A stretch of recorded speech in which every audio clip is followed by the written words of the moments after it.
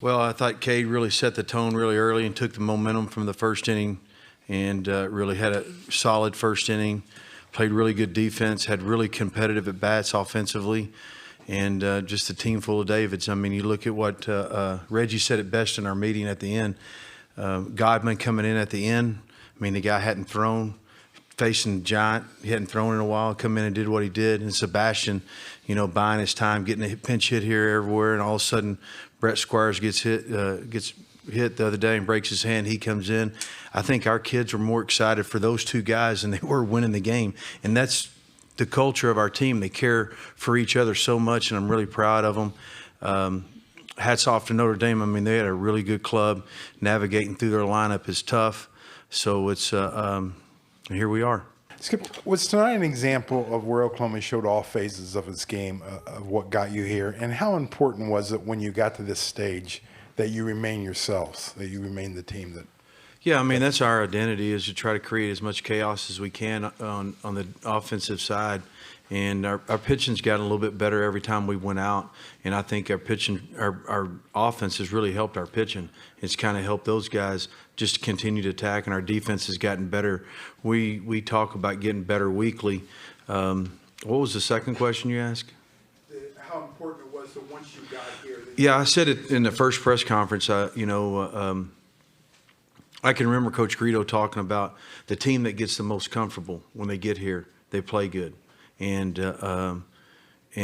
we've kind of played our two games real aggressive. I mean, it's like I said, I was real, we talked at the end, and Reggie said, really proud of those two kids Godman and what Sebastian Ordonez did. It was pretty incredible coming back. And I kept telling Godman he's got a really good arm. He's really talented. And I kept, hey, finish the race, man. Finish the race. Continue to grow. And pretty selfless to him to go out there and do what he did tonight. You're back here. Carly Murray, OU Nightly. Coach, tell me about the impact that Reggie Willits has had on your offense this postseason. Well, I think it's got him. It's gave him identity. That's what I think Reggie's done. He's detail oriented, and the biggest thing from my standpoint is what they do is they keep attacking, and no matter the fear of getting out at times or whatnot, I think they just keep attacking, and that's the mindset. Because if you take the failure out of the game, it's always there, and if you attack and be aggressive and not worry about the failure, then that's what's really about. You give yourself a chance to succeed by trying to fail. Okay, over here. Eddie. Eddie Radosovich, SoonerScoop.com. You talk about the aggression, and then obviously, what is it about the being able to flush the fourth inning and making the outs over at third? And you get but you live with that, though. Is that something that you can be happy with? Yeah, I mean, that's the momentum of the game. We talk about Eddie a lot. I mean, it's I thought it. I'm like, man, we just lost the momentum, put the momentum back on the other side. But you can take the momentum back with a guy like Cade Horton and what he did. That guy's got great electric stuff at times. He's gotten better every outing. Really proud of him. Continues to work our strength staff and our training staff to get him on the field, after the arm injury 15 months later. It just shows you what he's about. I mean, the guy works, and he wants to be great at what he does, and he'll continue to grow. Okay, Jordan. Jordan McAlpin with the Omaha World Herald. Skip, can you just talk about the quality of at-bats from your guys tonight?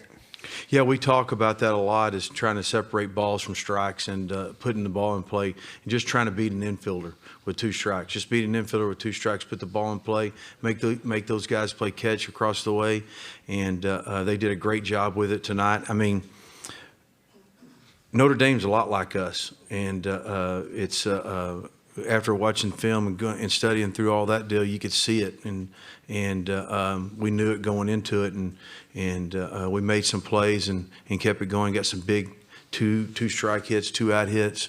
It was really fun to watch. Okay, John.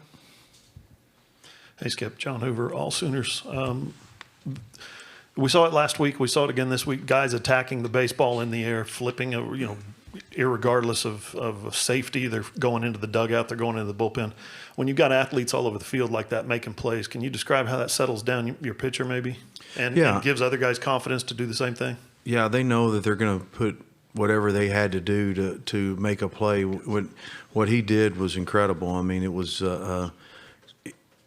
it might not have settled Kate down, but it settled me down a little bit when he went over that deal and caught that ball, because it was an important out. Every out is important. I mean, you got 27 of them, and they're all important. And the faster you can get them, the better it is, believe me. Okay, let's go to Zoom. Please name and affiliation, please, and ask your question. Hey, Skip. Eric Bailey with the Tulsa World. I wanted just to ask you, how refreshing is it just to hear those players talk about not looking big picture, sticking one pitch at a time, and just that buy-in, that commitment it takes to have that attitude and mentality? Yeah, Eric, I mean, it's really refreshing, because it's what we talk about an awful lot. And sometimes you sit as a coach, you think they listen or hear you. I don't know which one you're going to say, but they really, with them guys regurgitating what we talk about, just winning pitches and just taking it one pitch at a time is really good. I mean, really, they're just going to play a good game of catch and play against the baseball. It's really not the opponent. We got to attack what we do and really do the things that really make us better, like be aggressive on the bases, throw strike one, make plays, and execute our game plan.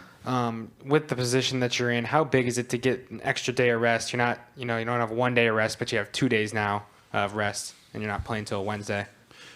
It's kind of funny you say that. I can remember talking to Clayton Kershaw, and he'd tell me, "Hey, call me at 6 o'clock in the morning." I'm like, "What? What do you mean call you at 6 o'clock in the morning?" He said the adrenaline that he pitched in a game, just one game, would keep him up. And he went to bed, like 7, 8 o'clock to settle him down. And that's what is important for those guys to get their rest. Is very important, because the adrenaline in that game right there, it'll keep them up whether they like it or not. And it's all the things that we talk on our wagon wheel of success is one's nutrition, one's sleep, one's water, one's lifting weights, and then getting them out of the hotel and doing a little exercises, whether it's taking BP or whatever we're going to do. Just try to get those guys grounded and together, because they're going. It's like if you have a box full of BBs and you just throw them this time of year, and all of a sudden they just go everywhere when you're here. And so you just got to bring them back together and really do a wellness check every time. And that's what Ryan Gaines, our operations guy, is the best in the business at. He brings all those BBs together, and all the support that he has from Greg Tipton to Kendall Mayer to our whole staff, putting those guys together and trying to keep those guys grounded day in and day out. For more information, you can visit tulsaworld.com.